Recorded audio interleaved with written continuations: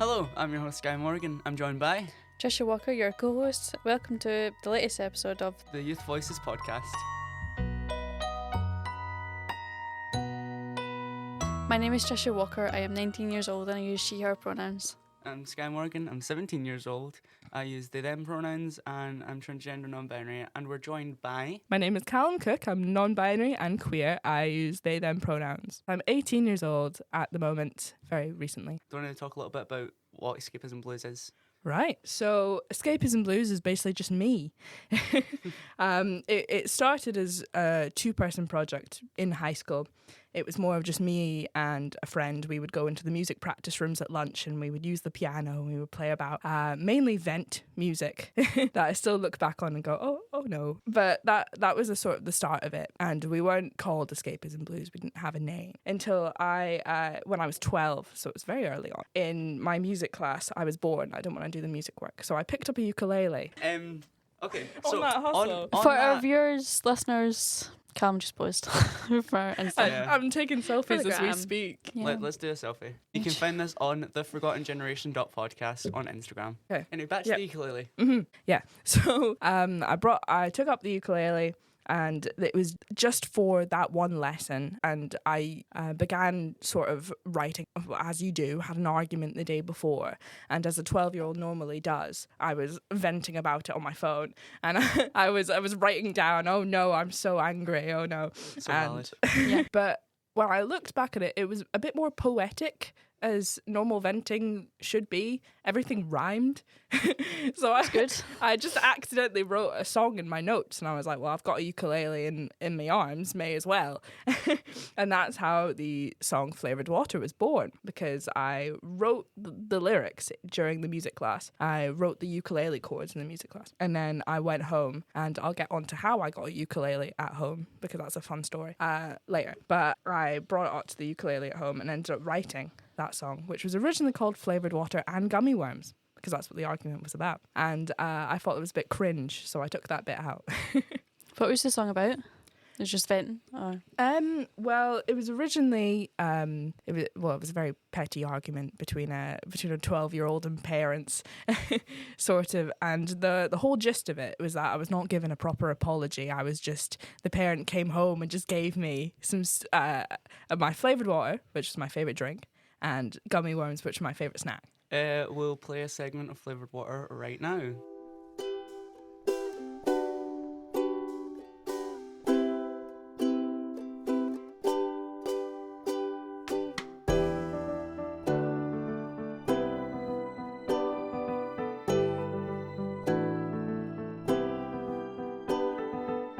Tell me why I never know what to say. Always ends up in big arguments, the other side of the emotional page. He said just try my best, we'll be okay. But I'll never be good enough, I tried it all. What did you say?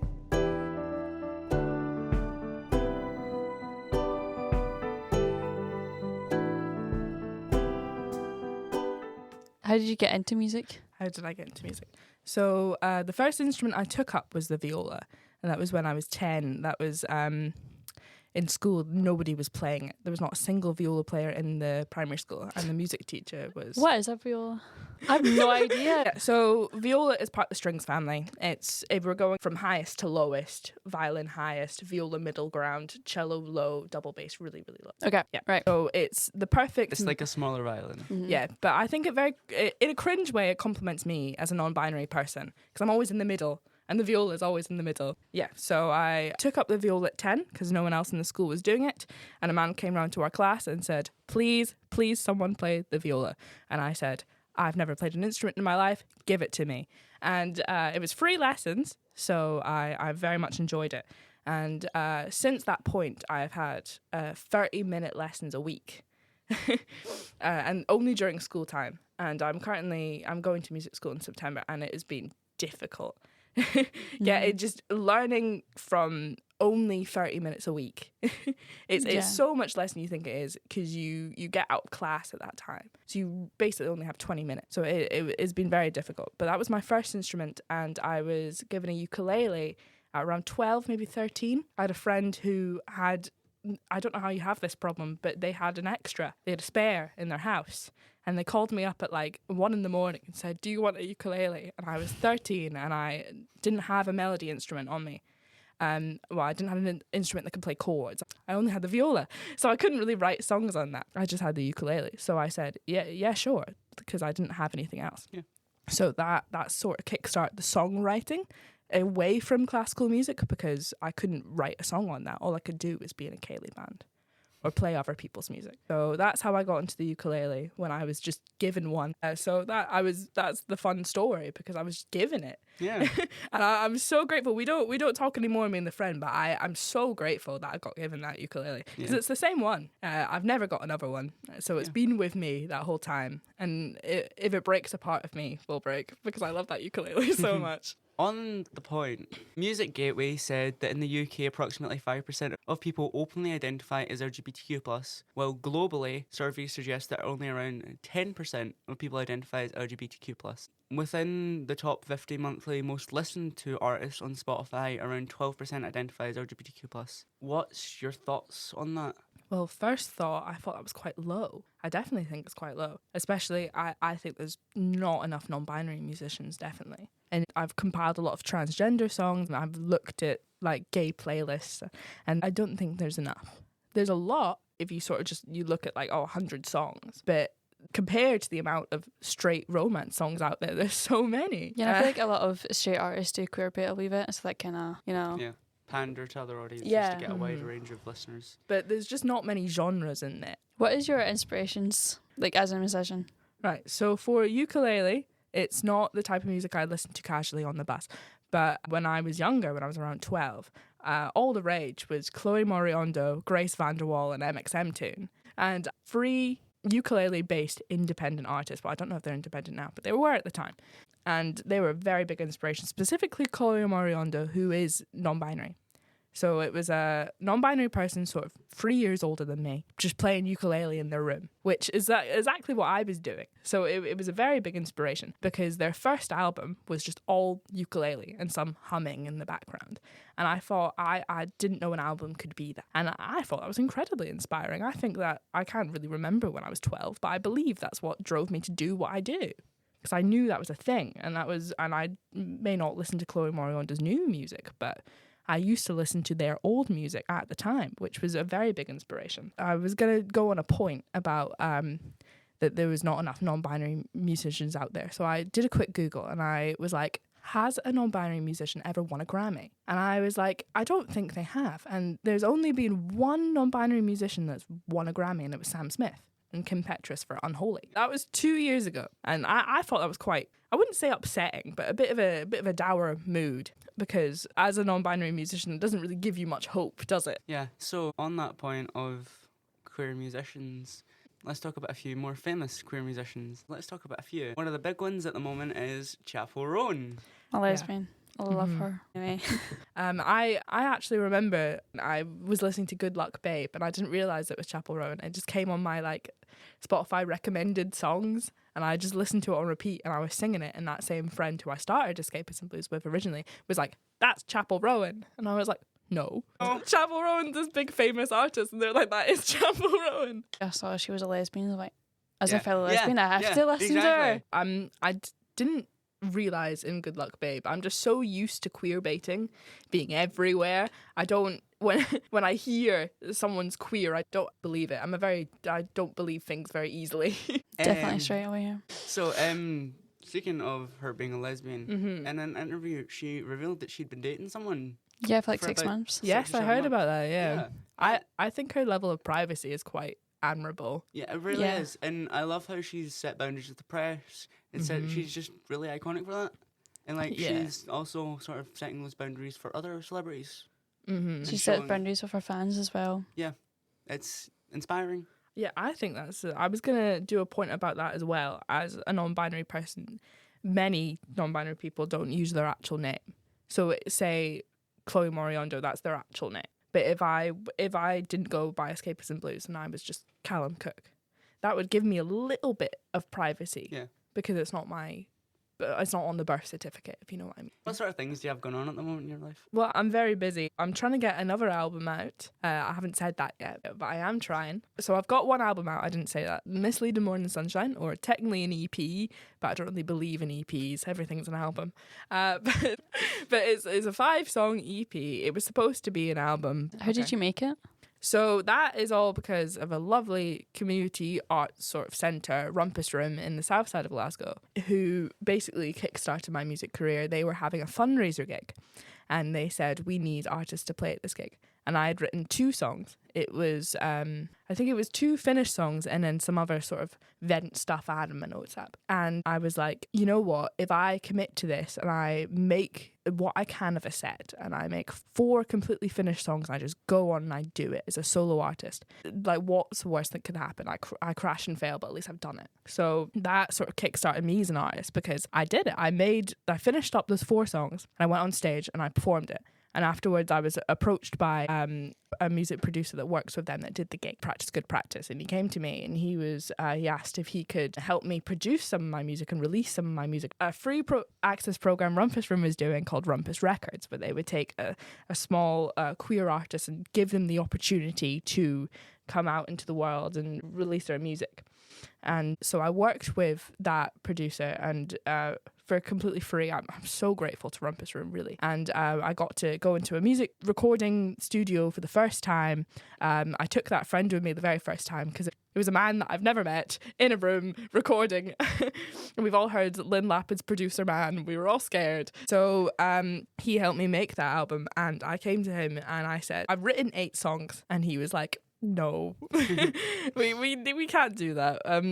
How about 5? So that's why it is an EP. And the 3 songs that were cut from that are going on to the next one. Questionable Evening Moonlight. So Misleading Morning Sunshine, Questionable Evening Moonlight. They're counterparts to each other because I love symbolism. So I've taken the 3 songs that were cut from the original Misleading Morning Sunshine, and then there was a bunch of unfinished songs that I couldn't put in at the time, and they're also going.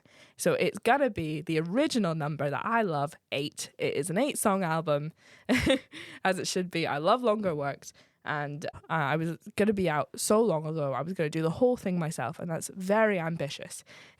I was going to have it out by December, and I was going to record it in my room and produce it myself, and it just didn't work. But I made a very big mistake, but we all learn from our mistakes. I made the merch for the album I thought was going to release. So I had a t-shirt that had Misleading Morning Sunshine and Questionable Evening Moonlight. Yeah, when I release a new album, I'm going to also sell some merch if anyone wants it. You get the promo at the end.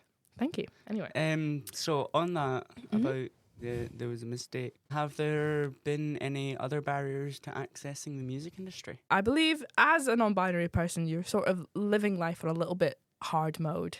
So everything that you sort of simple tasks just become a little bit more difficult, especially if you're an overthinker. So especially as a solo artist. So I actually did Google this and it was like, do non-binary people statistically have less friends than straight people and cis people? I think it depends on the person. And statistically they do. They tend to have less people they are very close to, which so going into a standard band, that's like 4 or 5 people. So you would have less connections, and music is all about connections. The quote I still live by, a family member told me, in the music industry, it's who you know, it's not what you know. And I still live by that because all of these are connections. I wouldn't have got my album if I didn't have Rumpus Room. I wouldn't be recording this next album if I didn't have my job, who I met the person at the job. And I wouldn't have the merch if my dad didn't know the person who made the merch. So all of these are from connections, and if you statistically have less connections, that's going to be difficult. It's going to be harder to find people to work with. And if you're trying to find people to work with, it all has to be you if you can't. So if you don't have any close friends that would be willing to play that for you, then it's difficult. And you always have to be, would I be safe with this person? And I feel like cis people wouldn't really have to think about that. They would just go, I need a guitarist. I'll go on Fiverr and get myself a guitarist. I'm not cis, I'm not straight, and I'm not a man, which is the golden trio. So it is just generally a little bit difficult. You have to be thinking all the time. If you want to get these connections, you want to ask people, you have to be sort of in the back of your mind. How are they going to perceive me? Am I going to be all right? So I had a wee bit of a story about that. When I was doing my second fundraiser gig, I asked my dad if I can get merch.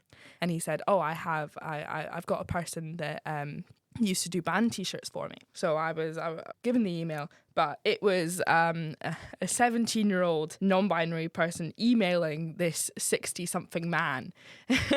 And it was terrifying. It was really difficult. And I was sat with my phone in front of me, just sort of staring at it for a good hour. Like, how am I going to do this? And the worst part about it is that he wasn't really sure how to phrase it. So when he was asking, he said, hey, so-and-so, my daughter wants to make some merch. And the guy was like, oh, yeah, it's fine because it's your daughter. So my dad said, email this guy, but my email handle is Callum Cook. And I signed my emails with Callum Cook. So that was a problem there initially. But so I was in that sort of situation. I was like, how is this going to play out? Because there's not many 60-year-old white guys in Scotland that would be very accepting. So it was nerve-wracking, and I knew it would be fine because I trust my dad and he wouldn't hang out with a guy that is not fine. But I was worried. So I put it off for ages, and then I did it. I said, hello, I'm so-and-so's daughter. Can I please get with the email handle Callum Cook? And I signed it specifically Callum Cook. So the guy must have been confused, very confused. But my dad said, oh, he's seen it all before. It'll be completely fine.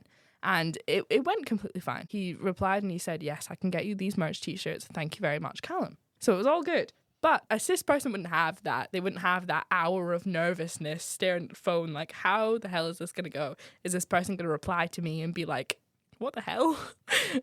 What's going on? Like, you said your daughter wanted merch. And who is this random man emailing me? So that was difficult. That was... I think that sort of plays on the thing about current politics when it comes to being trans, because it's not currently in the best place. But I think it's the sort of fear that's sort of being ingrained by the politicians, by society, about, am I safe with this person? How do I keep myself safe in this situation if it does turn bad? That's a thought that a lot, if not all, trans people have to think of. Yeah, and it brings an extra level of stress. If you're already very stressed out and you're trying to organise this gig and you have to... It's already nervous to email a guy you've never met before. But if you're also worried about, will this person hate crime me, then that's completely other thing that's on you. Like another thing you have to worry about. It is difficult. It is more difficult. But it also gives you more stuff to talk about, I guess. If all your music is sad vent music, you definitely have more sad stuff to talk about. That is the unfortunate reality. But it's great for musicians because you get to write sad shit. Yes. So if you listen to my original album, you would probably think there's no specific non-binary songs in here.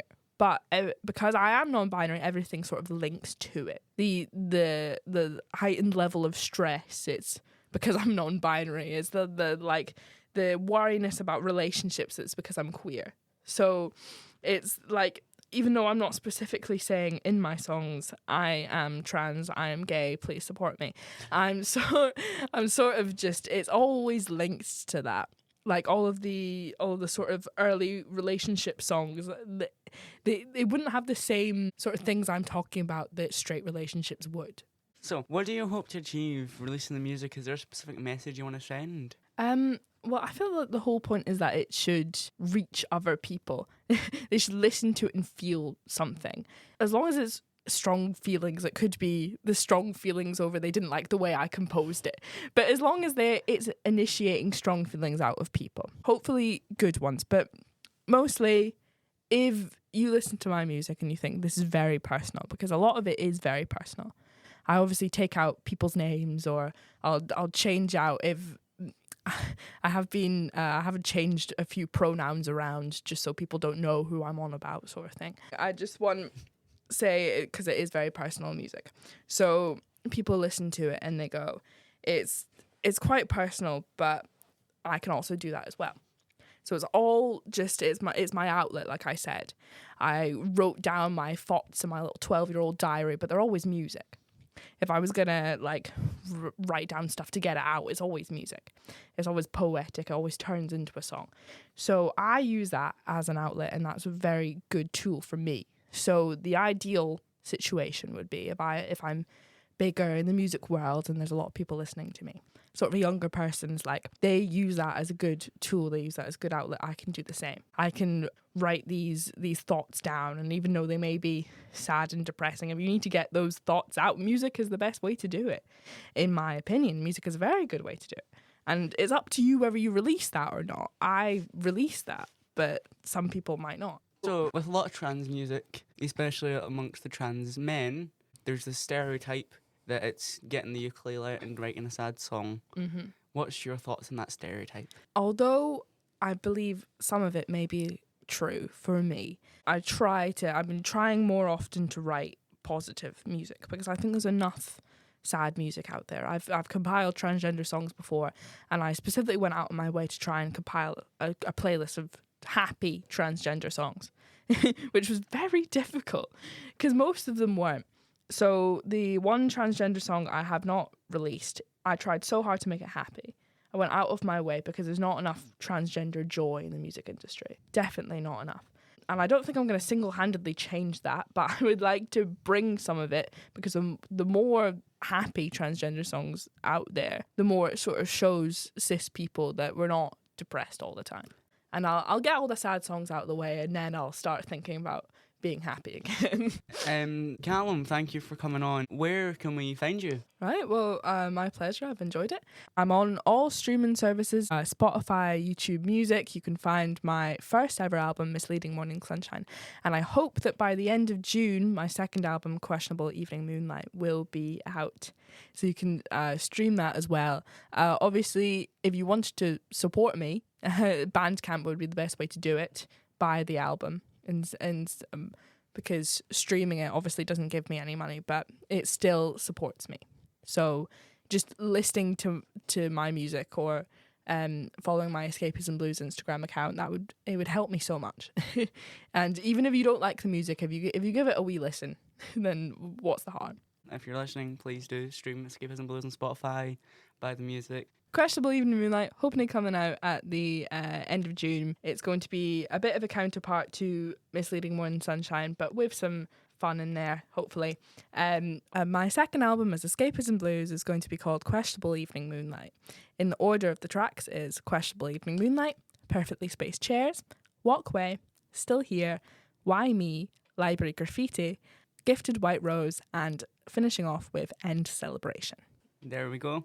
Once it's out at the end of June, hopefully. Hopefully the end of June. My first album was released on the 27th, so the goal was to have this one also released on the 27th. So once that's out, please stream Escapism Blues on Spotify or any other streaming services that you use. Yep. And if you want to support me directly, buy Misleading Morning Sunshine on Bandcamp. That would really help me out. all right, well, thank you for coming on the podcast. We're going to end this episode here. Thank you very much for having me. Thank you all for listening. We hope that this gives you an idea of queer representation in media, as well as a little insight into Escapism Blues, aka Callum Cook. If you have any thoughts or questions, send us them on theforgottengeneration.podcast. Thank you for listening. Bye. Bye. Bye. Can't tell me why you're disappointed, but I know you wanted more from me.